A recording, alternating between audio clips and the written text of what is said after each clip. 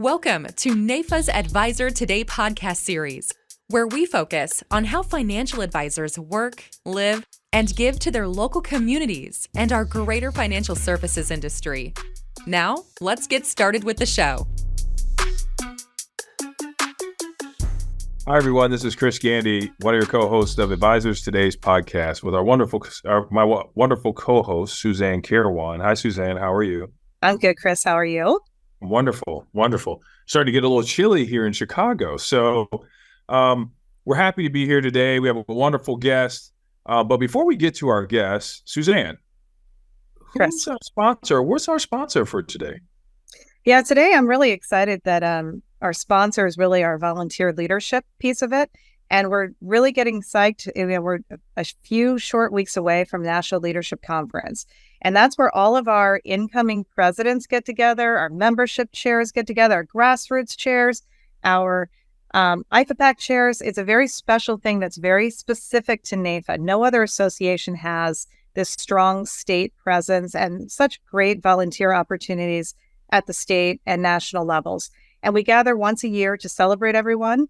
And then to also talk about all of our national award winners and whatnot. So I just want to put a plug out for if you haven't thought about volunteering in 2024, we want to think about that. Put that on if you're a NAIFA member. You certainly want to put that as something that will really expand your work. And I think we can talk to Chris today, our guest, about that. So it's December 3rd through 5th, National Leadership Conference, Washington, D.C. Really looking forward to seeing everyone there. Be there or be square. No That's right. Right. So with no further ado, Suzanne, would you introduce our guest so we can get to the conversation at hand? Well, so I absolutely will. So I'm excited to get to know Chris Carothers, who is our guest of honor today as well.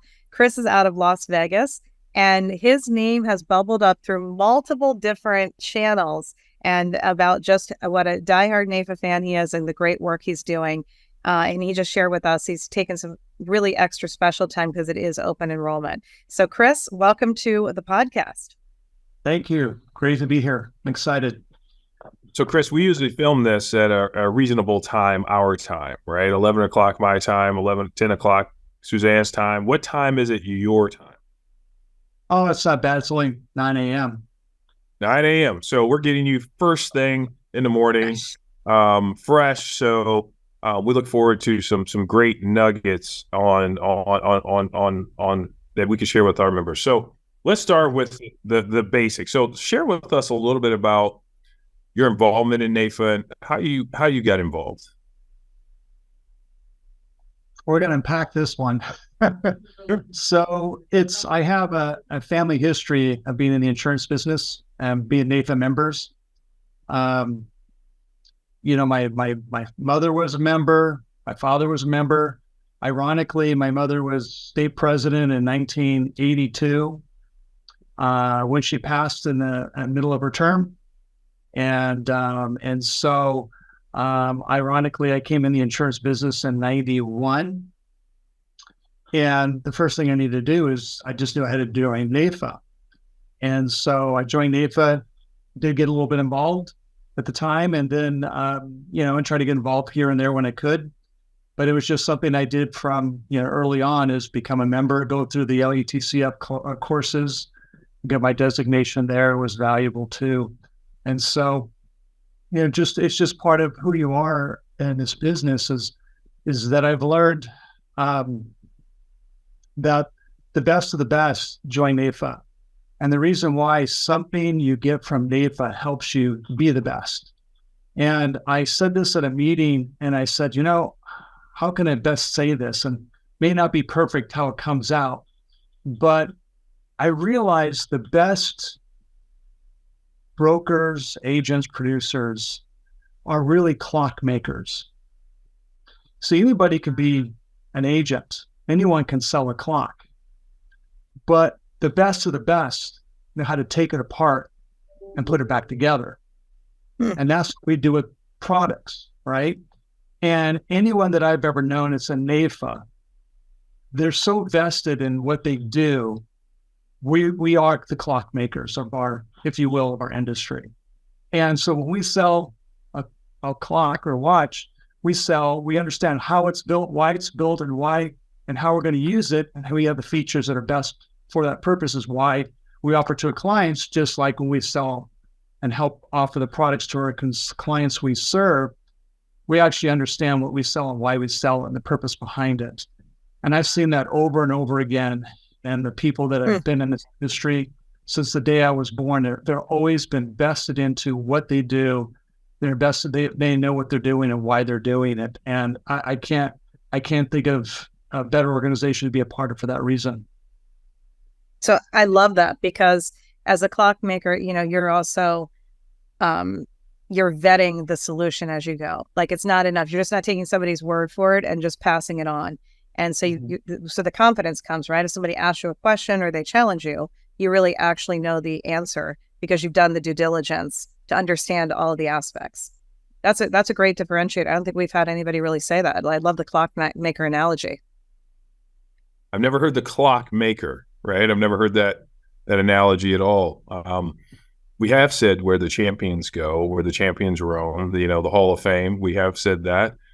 But let's rewind the tape. So, Chris, how long have you been in the business? You mentioned that you started in 1992 or 93? 91. 1991. So I've been a member. Yeah, I got member. Yeah, I think I started earlier, but you know how memberships get disjuncted a little bit sometimes. I don't know what happened.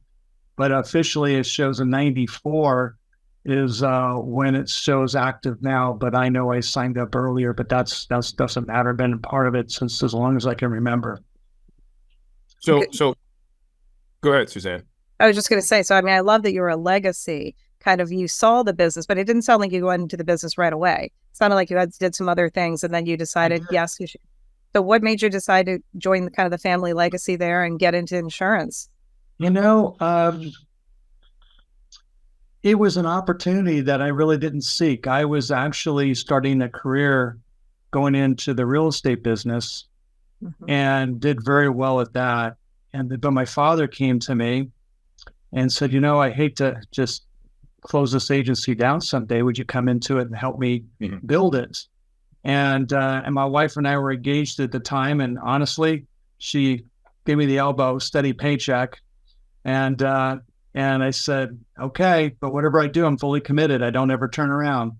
That's what really launched me into the business. And honestly, I really didn't know much about the insurance other than the fact is I embraced it and ran with it and have thoroughly enjoyed it a lot. I know that real estate is in form of sales, but it's different. And what I love about the insurance business is I'm working directly with the people that I want to serve. And there's that common relationship and trust that is established that is different than real estate. And I don't need to spend too much time on that. But the thing is I love to walk with people through life. And it's amazing how it's truly a vocation being in the insurance business. It really is. It's something that's it's not meant to be taken lightly. There's a lot of responsibility, but the lives we serve and walk with through a lifetime, we make a difference. We're the ones hearing those difficult stories, and we're walking through them through challenging times, and where they're sometimes more intimate with us than others because of the level of care that we have to help them, how we serve them. Yeah. So Chris, your dad came to you and said, "Hey, come into the insurance business, help me." Right? How old were you at the time?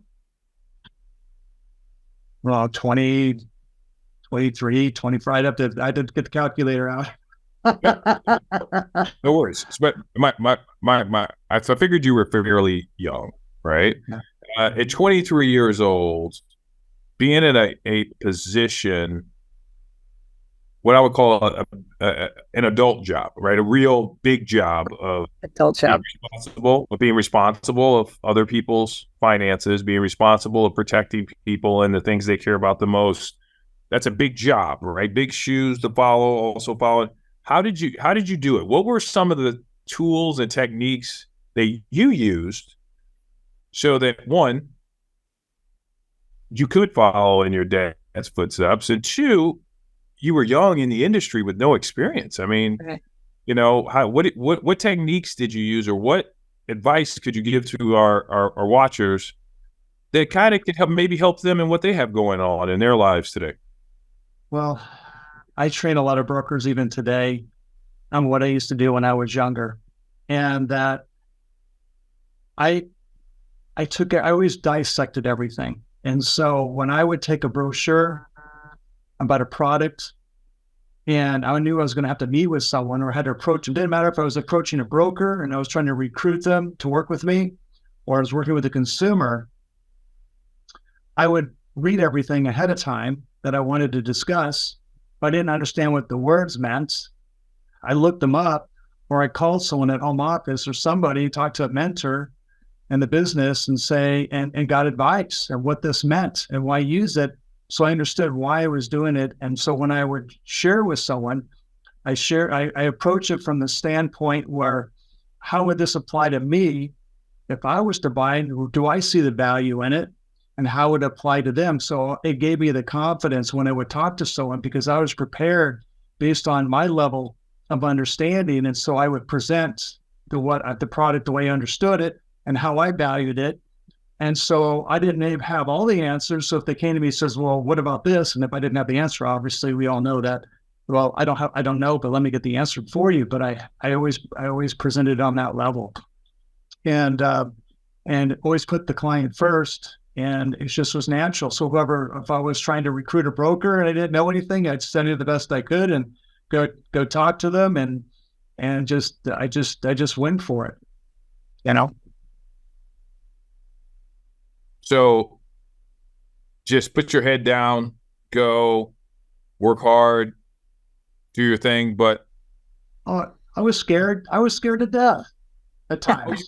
Here we go. Here comes the truth. Here it comes, Chris. Okay, so you were scared. Yeah, You were scared. So let's talk about that. What were you scared of? I don't know. I guess I was scared of. I didn't want to fail. Mm-hmm. I was nervous because I didn't know what to expect.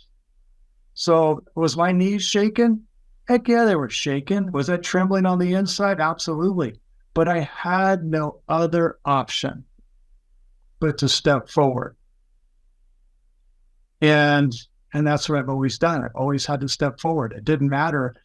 Sometimes it was ugly. Sometimes it was embarrassing. It wasn't perfect, but I did it because I had no choice but to move forward. Yeah, I love that. Yeah. Well, that's, listen, feel the fear and push on through. And the best way to grow is when you leverage yourself to the point where you don't have a choice. You have to go forward, right? There's only one way. It's the whole burn the boats, right? You got to go ahead and move forward. Burn the ships. Mm-hmm. I don't think maybe that's what's held me through this whole thing. My whole life is just, I've never had no choice other than when I make a decision, I have to move forward.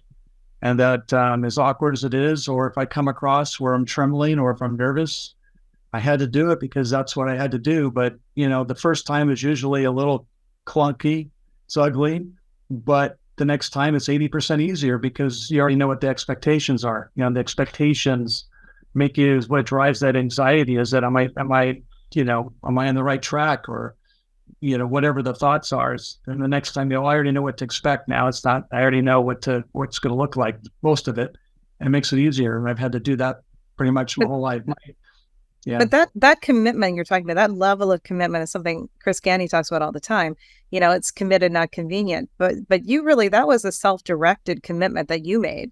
I mean, you probably did have a choice, but you said to yourself, there are no choices other than to learn this business, right, and to move forward. So how did you said you're just like that about everything you're doing? You're just still, I'm just going to put a stake in the ground and that's it. I've always had to do that my whole life. I've always operated that way. And if I didn't know, I would align myself. And I think all of us can agree with that, is that you find people. So, that'll lead to, I could probably circle back around to connecting with Randy, but, and I'll probably show you my story about how I got involved in NAIFA again too. We'll come back to that.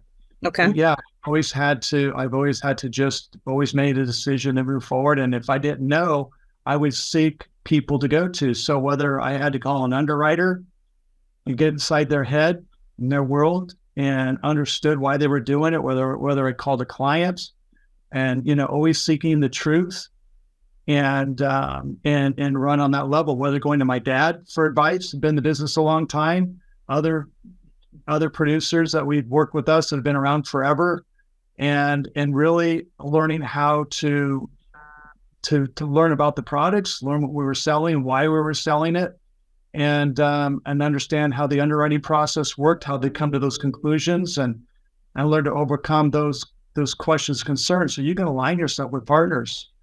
And I guess we have our own mentorship program we're starting, and those are all great tools to get going. And I know we're doing the LETCF is starting again too, which I'm looking forward to participating in as well, because what that's given to me as well. So when you're recruiting, maybe Chris, you're about to say this too, because I'm now fascinated. How are you kind of weeding out? What signs or signals are you looking for when you're looking to work with, new agents or new advisors or new brokers or whomever, partners, that you're trying to say, hey, here's an indicator that they're going to be a like-minded person. We're going to share the same values. You can ask questions to see what their values are. You can listen to them. I always say people are always telling the truth, whether the lips are moving or not. And I know it's kind of funny, but it's true. It's true. Silence is still an answer, right? Yeah. But I have a couple things that I throw out that I say we're called to love and to serve. If you're doing those two things, everything takes care of itself. That's one comment I say. Another one I'll say is that there's two reasons. How do I say this? This is off the cuff because I'm not doing it off the cuff as I normally would. But basically, there's two ways to be in this business. You can make money your number one goal. And the problem is, if you do that, the thirst of money is never satisfied. But if you make serving your number one goal, you'll be satisfied every time you serve someone. And oh, by the way, you still got the payday.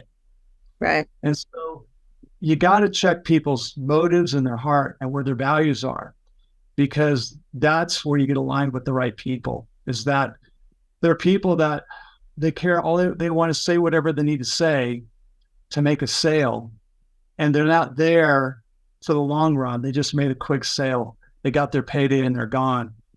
And that's not a reason to be in this business. They need to leave the business. And I think that we need to educate our consumers, because we do have many brokers and our producers that come and go.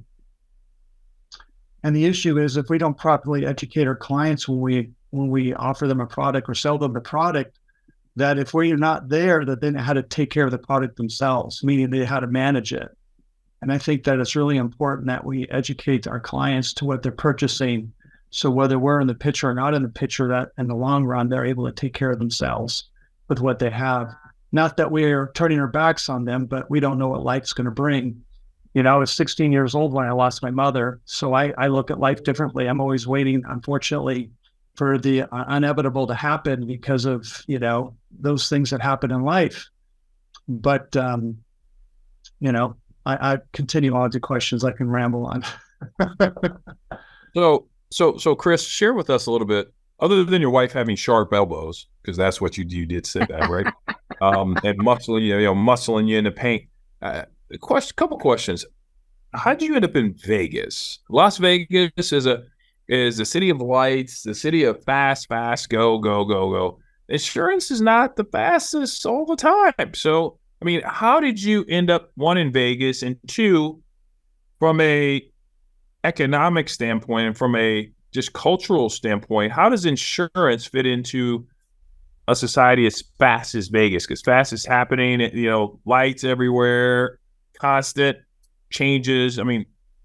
How does that work from your perspective? One, how did you end up in Vegas? Two, how do you interweave financial service and insurance inside of the fast and glitzy world of something like Las Vegas?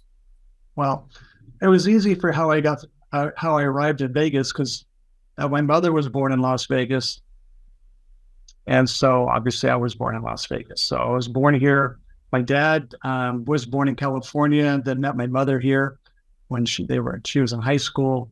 And so this is who I am. This is where I was, born, raised. My wife was born and raised here. My children were born and raised, but then they went to college and never came home. So I thought they're going to be third generation Las Vegans. But when it comes to insurance and discussing it in the financial, the city of gambling, the issue is that insurance is a safe bet. So, it's plain and safe. As I sometimes will say, there's two types of people.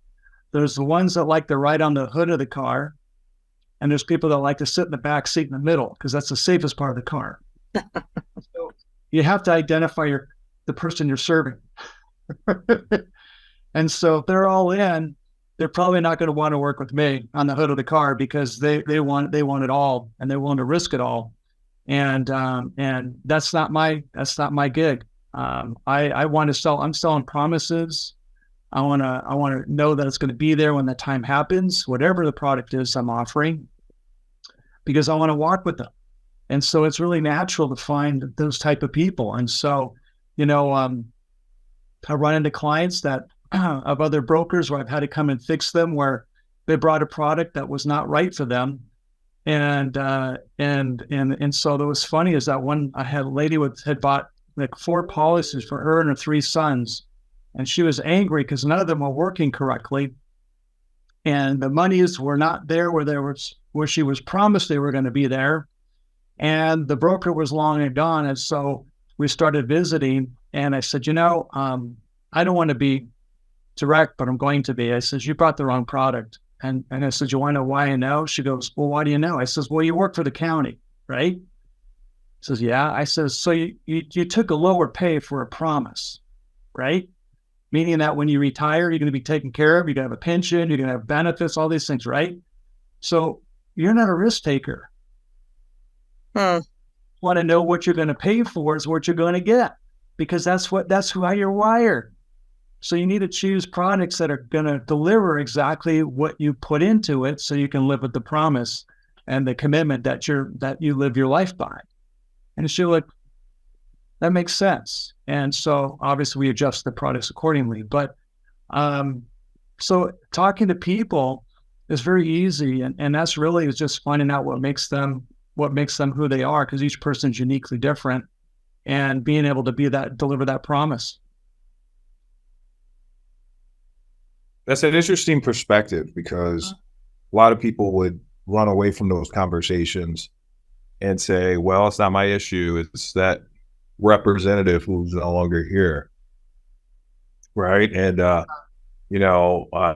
instead of dealing with it head on and letting the client know, unfortunately you bought the wrong product and we need to fix this. Right. And, I think people want guidance. They want to be coached. They also want to be led.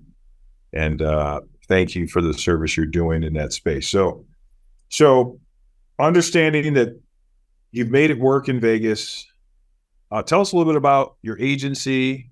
You mentioned multi-lines.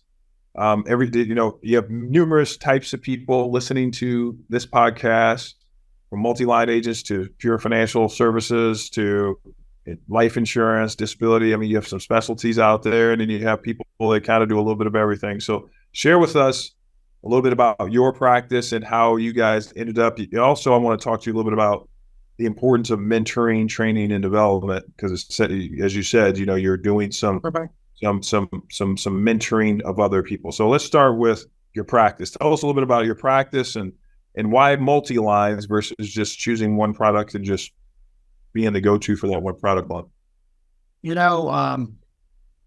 It started, I'll unpack it a little bit. So my dad started in the brokerage business with a carrier called Crown Life back in 1969 when he started the agency. And Crown Life was known for having great products across all lines. So they had a group health product, they had annuity products, they had disability products, they had life products.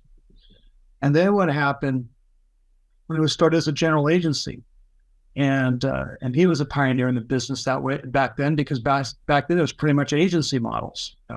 And so, but then hard times hit, because no one ever stays on top forever. And then, they'd have to sell out the group health block of business. So then we had to plug in group health carriers. Then the disability market gets done, and then you had to add that, annuities, and then finally the life went away, and we had to add new carriers. And so I think that's how brokerage is built for a lot of people that got it many years ago, is that the market shifts and you have to adapt. But for me, I remember seeing one of my friends, mentors in the business, I'd go and visit, who was also a member in NAIFA, and his name's Paul. And I'd go in there, and so he would tell me about his business. And I'd ask him, so how did you build your business? And he told me he would back then in the early 90s, it makes, well over 100,000 a year. I'm like, that's really good. And he said, well, how do you do it? He says, well, I just found that it's too hard to find clients. So I just take care of my clients that I have, and I'll just take care of whatever their needs are. And so that kind of stuck with me in my own head, saying, it is hard to find people and people that you can work with and trust. And so we need to take good care of them. And so I found that being in the brokerage business, I wanted to make sure my brokers didn't have to say no to the clients they serve, that we have the ability to serve them. Even if they don't sell it or not licensed to do it, we have the ability to help them to meet that need. And so it's just evolved. But also I did it because I've seen the market shift hard on us at times. I've been through the market where, we went through Y2K when, the market was, when the clocks turned over, we thought the whole world was going to collapse. We all did our food storage, if you guys remember. Mm-hmm. And then it didn't collapse per se, but it did. We had a carrier that really, really took us down. One of our carriers had a major problem, and all the agents got disconnected from all the policies they wrote, and they ceased to getting compensated on their entire block of business, including ours. And that really took us down. And so I learned to pivot real quickly and pick up other lines of business and go to the same brokers and sell. And then obviously we had to repair what we had to repair too. We got the carrier to make good on it, but it was so damaging in so many ways because you got momentum, right? And I've always said to people, I said, you got to keep that snowball rolling. Yeah. And because if the snowball stops, you roll a big snowball, right? Once it's going, it's going. But once it stopped, try to get it moving again. It's really hard. So as long as it's even a little creep of a roll, it's okay. It's still rolling because you can keep it moving. And that's the thing, is that when you have disruption like that, I just always felt that I needed to be well diversified for the shifts in the market and waiting for the next change to happen. And I obviously went to the ACA, had to make those shifts. And whether it was group, association health plans that I was very much involved with. I mean, there's a lot of things. So I've been pretty much involved in all lines, and we obviously do the property and casualty. But I'm more near to more in the life and the health side, and I've been very much involved in it from a state level, from working with the Department of Insurances to legislatively, to working with legislators, to have been to DC, been asked to go to DC and talk to departments to help try to address some of these issues with healthcare over the years. And so I'm very much entrenched because of wanting to be a part of this business. I just didn't want to sell insurance. I want to be immerse myself in it. So I'm pretty much involved on every level that I can possibly be involved in. So what are you seeing now in Las Vegas? I mean, you're talking about one of the hottest, markets in the country of people moving there. Are people bringing their advisors with them and they're just still staying in touch? Or are you picking up business left and right because everybody they want to come and see you and actually be with you in person and whatnot? Or what's that look like with the population changes that you're experiencing? I think that the market is good and there's plenty of people to talk to. I think that people are keeping with some of their advisors, which I'm happy that they are. But it really is, for me, I'm really more or less supporting my brokers nowadays. Yes, I serve clients and the referral base. There's not a problem for me having plenty of referrals. But now a lot of those people that call in actually get referred out to my brokers. Yeah. Because of there's only so many hours in a day, but the ones I do serve, I continue to serve. Yeah. So Let's fast forward to tape. So you've had success in your career. You're building a solid organization. It's rooted in good virtues. Why mentor or teach others? Why is that important to you? You mentioned other advisors. You've laid the pathway for others. Why is mentoring and mentoring others important to you? Not to the industry. It's super important to the industry because we wouldn't be here without mentors. But why is it important to you? And then who would you say has mentored you the most over time? So I used to when I was younger in the business, I used to put this little mindset on. I got to hurry up and get to everybody as quick as I can because I want to make sure there's a lot of bad people out there. I want to make sure I help as many people as possible and do it the right way.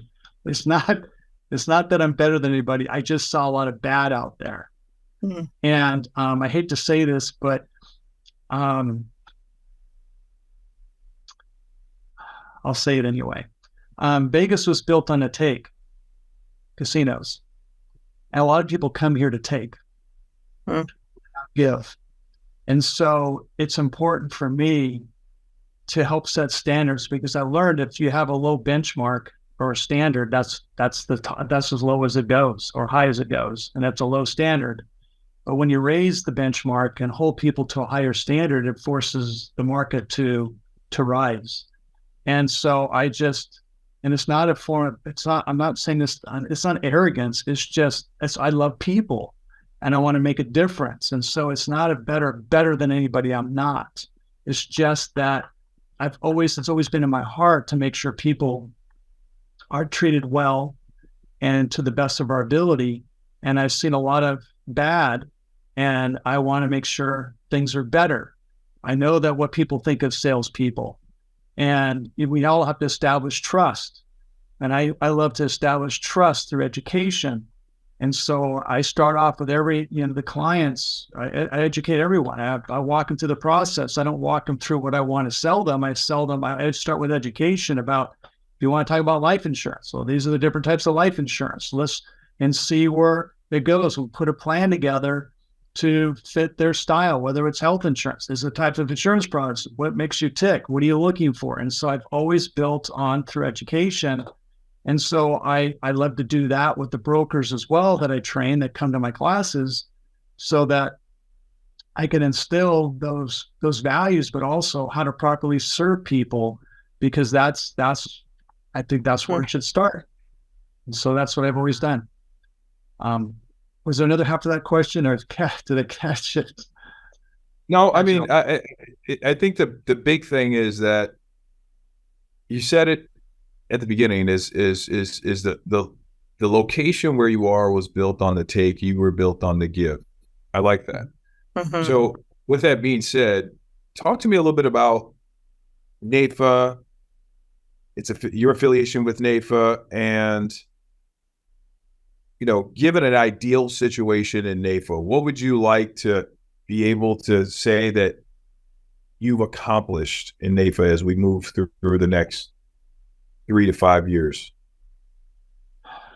Well, I'm gonna go one direction, then go forward. So my mother was state president in 1982 and she passed away in the middle of her term. And it's always been on my heart and mind to get involved with NAIFA and eventually to finish her term as state president. And so last year, I approached some friends, and ironically, I'll go ahead and give you the story. I'll unpack a little bit more, and that is that I was at a luncheon. I was talking to Frank Knowledgeable, who I've known since I've been in the business, and at the luncheon, and I said, "So Frank, I said, I'm just finishing up state presidency of NAIFA, which is now not NAIFA, but NABIB, which was NAHU before, and I need to get involved with NAIFA, and I need to I want to get involved on the board. So let me get on the board so I can run the chairs, and because I still want to, I want to finish my mom's term." And then I saw his eyes got watery, Frank's eyes. I go, "What's wrong, Frank?" He goes, "Chris, I was 23 years old when I had to finish your mom's term." Oh. I'm like, "Frank, was it you? I thought it was Joe." He goes, "No, Chris, it was I." I'm like, "Oh, Frank." And I said, "I didn't realize." And so my mother was 36 years old when she passed. Huh. And so I says, well, so I got invited into the board. And ironically, the president chair was open and they just offered it to me. So, but the thing that was really an interesting part of the story was that I said, guys, I can't be president yet because I'm still state president of NABIB, and that doesn't finish till June 30th. So I can start July 1st, which is in the middle of the term, which is ironic. I'm finishing half the term. Right. And then I'll do another full term next year. So it's important to me to take advantage of this opportunity to do this for my mom's namesake, if you will. But also a lot of the people that I know over the years have been in the business since I was a child are still involved in NAIFA. And so that's important. My goal is for NAIFA is I want to make sure we touch more producers, licensed producers out there. I want to get our membership up. Not because NAIFA is trying to do the big push. I just realized that we need to get more people involved in our industry to get to not work alone as our society has kind of changed to. You know, it's too easy to work at home alone. And who's going to help set those values and those standards? You know, doing a 3-hour ethic class doesn't set it. It has to be something they hear over and over again to where it becomes intrinsically part of who their identity is. And I think NAIFA is a great organization to do that. And so I want to see membership growth. And I want to, in Nevada, obviously nationally as well, but from my neighborhood, I want to see membership. I want the rurals part of our state to have a voice so they can so if there's something that needs to be addressed, that we can help address that either on a state or national level. And I want to be able to instill good values as well as the educational tools they need for their success. And that's what the LUTCF program brings as well. I have a lot of fond memories when I went to that many years ago and how it challenged me to step forward too. You know, I mean, we had our professional growth classes where, okay, who's going to go stand in front of a supermarket and meet people? Who's going to, make phone calls? Who's going to do? Those are the things. And then we would do weekly check-ins. Well, did you do it? And how did it go? And so all those things tie together to help encourage success because, we can't look to other people for our success. I don't know what's happened in our society, but everyone thinks they just show up and then it just happens. And, or go buy leads or someone's supposed to give me free leads or something. That's not how it happens. You got to put yourself out there and meet people and find out what's important to the consumer that you're serving to help them become a client. And it's very natural and it's very easy to do. If you don't make it about you, if you make it about them. And that's what I want to see NAIFA continue to do, and NAIFA's always done. And so I want to see NAIFA grow and continually be a cornerstone of our society, of our insurance profession. Suzanne, you said you heard his name bubble up. Would you share with us where it's bubbling up at? Because obviously he's doing something to bubble up, and which means he's being active and proactive in some areas.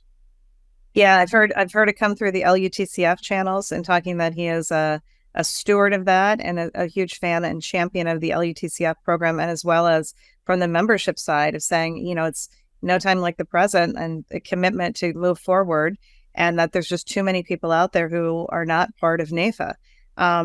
and that we need to change that. We need to change the culture. We need to get back to having that people are part of it and they understand how that is. It's not a nice to have. You don't push it off on somebody else in society, right? You're the professional. You're the one in the industry. You need to be a part of this and active. And then but I love what you're saying, which is really, it's the company you keep, right? And that you need to set those standards high for yourself and then surround yourself with others with the same standards so that you keep that level of accountability. And it's a societal good. And we don't talk about that enough. It's a very positive, light that you're bringing, it sounds like, Chris, into the Vegas community, and then throughout NAIFA Nation. So I think it's really connecting those people.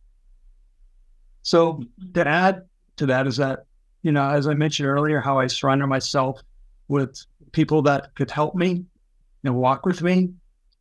I've done the same thing with NAIFA because I didn't know. So I just went to my old habits and started picking up the phone and calling people. But really, there's certain things just naturally happen and you just gravitate towards it. You start asking questions and you start finding ways to do things and make things happen. And it really is, it's really natural. And so for me to do that. And so working with membership and has been fun because I feel like I'm on the inside and not on the outside. And now that stemmed from, when we went to our Day on the Hill, whatever we had just a few months ago, and I went there, was the only one from Nevada, and I was never been, so I'm just wandering around, and then I just started going to the NAIFA tables and just started meeting the people that work for the company, and I started poking around and see what I could do and establishing relationships just naturally, and then when I came home, I had people to call, and so then we just kept nurturing those relationships to where we're, trying to accomplish the goal of growing membership. And it sounds to me like, maybe you are one of the few people who have inherently been given the gift of just naturally curiosity and reaching out to, to seek knowledge. But if there's one skill that I think that all young professionals need to know, especially as they come out of schooling is very passive, actually, right? You show up, they give you the syllabus, you follow it, you regurgitate back, et cetera. But the difference when you come into an industry or when you're really going into that next level of education is you have to become that seeker of knowledge and you got to go get it. You got to aggressively, constantly seek information and seek people out.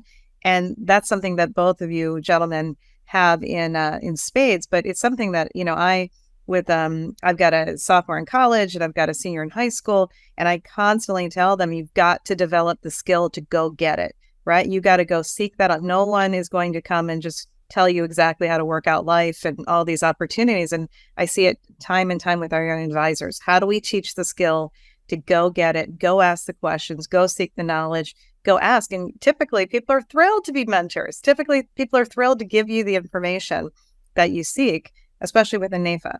So I think you uniquely already have that, Chris. And then maybe also you had extra independence with your mother's passing. You had no choice to do it. But I think it's a really important piece there. There's a couple of things that I think of my days as a Cub Scout. And we had to go door to door and sell products to people. Oh, you're cold calling already. Yeah, we're cold calling in the day. All those little skills that we learn along the way, they all add up, right? And even when I started off in real estate, same thing. I didn't have any money, so I just had free little flyers to hand out. So I went to 100 homes a day, scared to death. But I still had to do it because I had no other option, because that's what I need to do for myself. And I did the things that I chose that I wanted to do. So for example, I don't like cold calling people. Why? Because I don't like being cold called. So I'm not going to do something that I don't want. So I had to make a decision. What do I want to do? How do I want to approach it? And that's how I got in the business, is that I chose the things that were attractive to me.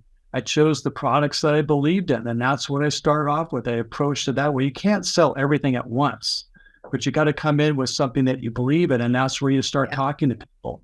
And when you're passionate about it, they can see the passion, right? It's just that simple. And then based on that, they're willing to listen and talk, and then you'll never and see where it goes from there. And honestly, one of the best months I ever had in insurance was because of LUTC.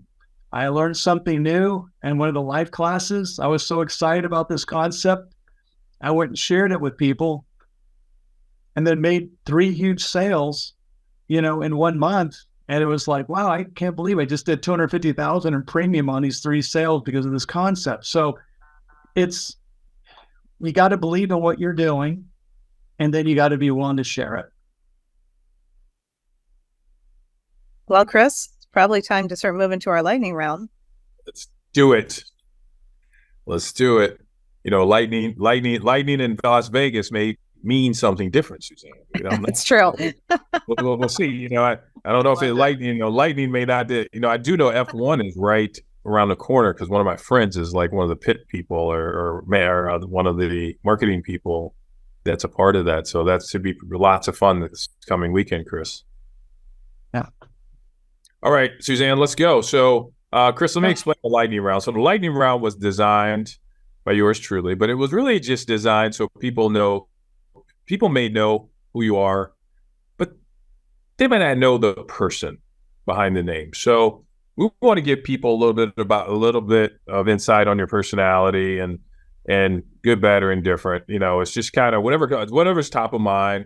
Things I won't ask you. I won't ask you, why you got in trouble in kindergarten in the back of the room. I won't ask you questions like that. Okay, we're not asking you things like that, but we'll ask you things that'll when people see you at NAIFA, they'll say, "That's the guy that." Hey, right?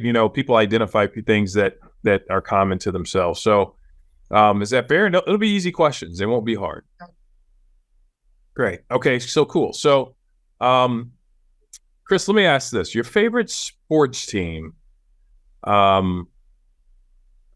Your favorite sports team. I don't have one. Wait, I'm going to give you the Raiders because you're right there in Las Vegas. I know, and you've got the Knights, and they're going to be about work. I've been very passionate about work. I've had some personal hobbies, but unfortunately, it's funny is that the Raiders moved here, right? And obviously we have our hockey team too, the Golden Knights, and I'm pretty proud of all them. But I really have never defaulted to going to those events. I think I've been to 1 hockey game or 2 hockey games, but I haven't been to a Raiders game. And honestly, I'm very busy, and so I'm not prone. I know how to work, and I usually disappear on the weekends, so I go to other places. Go ahead. Where you going there? All right, so Chris, that was an easy one. Okay, so let's get down to it. That was an easy one. Not a good answer. Chris, okay, let's do one a little easier. Chris, what's your favorite food? I would probably say pizza right now. Okay, Suzanne, we got an answer. Easy. All right, so Chris,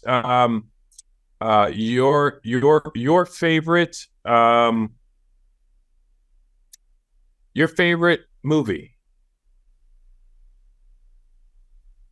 Wow, I'm gonna have to go into cobwebs. I would go with my wife's. Was it A Wonderful Life? Mm-hmm. Wonderful Life. Wonderful. Mm-hmm. All right, Chris. Let's say,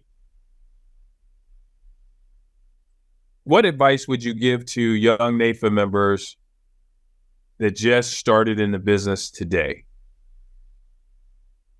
Never give up. It's just part of the process. Just part of the process. Quit. Don't quit. Just hang in there. Okay. There's room for you. Even though you're different than everyone else, don't compare yourself to anybody else. You're a gift. And to all of us, just persevere and you'll find your place. Chris, next question. If you could come back as an animal, reincarnated as an animal, what kind of animal would you be and why? I'm going to say dog. Okay, why? Because of being best friends with people, they become their family. Your best friend is a lot of times your dog. I know I don't have a dog right now, but I know how it is with my children and their pets and how they become family. And they're very loyal. Loyalty. Yeah. Never say the wrong thing. They don't have a mouth to say it's the wrong thing, right? Yeah. And they're less expensive than children. Yes. Chris, your proudest moment in the industry so far? We got a lot of work to do, but your proudest moment in the industry so far? I don't know. I'm just gonna. I think just. I'll just take the proudest moment. Honestly, is serving the people that I serve. I humbly love people, and I love walking with them. And I've done some amazing things with people when they're not that I got paid, just the conversations and how I've walked with people. I love that part. But from the industry standpoint, I guess the honor of being able to serve to fulfill my mom's legacy. To stay president. Yeah. So last question. I think I already know the answer to this, Chris, but we'll see what you say. If you can go back and have dinner with anyone, whether they're here today or they passed away, I think I already know the answer to this, Suzanne, but who would it be and why? At this moment, it would be my mom, obviously. Yeah. I already picked that. Yeah. Honestly, Chris, I would have never said that before. It's just what's been pulled out in our conversation today. As I've never had a chance to really look back, but always look forward. And so because of the conversation today, yeah, that would be an interesting thing that would be interesting to have that moment. Yeah. Wonderful. Well, thank you, Chris. We appreciate all you do. We appreciate your volunteership. We appreciate the selfless nature in which you go at doing the work. And, collectively, we do have the secret out there. We have the secret sauce of how to build and how to really make advisors more powerful in the marketplace today. And we have the ability to bring them together collectively. And so you're doing great work, and we appreciate you. We appreciate you being on our podcast and sharing with NAIFA your journey, and look forward to seeing your journey as it continues. Is there any other words you have for NAIFA Nation, Chris, before we turn over to Suzanne and then back to me for the wrap-up? No, I hope that I hope I get a chance to meet anyone that watches this video. Please stop by and say hi. Love to get to know you. And develop a relationship with you and a friendship, and hopefully we can encourage each other through whatever it is we need to work through. I look for that opportunity. I look forward to that. All right, Suzanne. Well, I would say, Chris, I look forward to meeting you in person, and thank you for being such a shining light on behalf of all boy mothers out there. I'm sure your mother's incredibly proud of you. Thank you.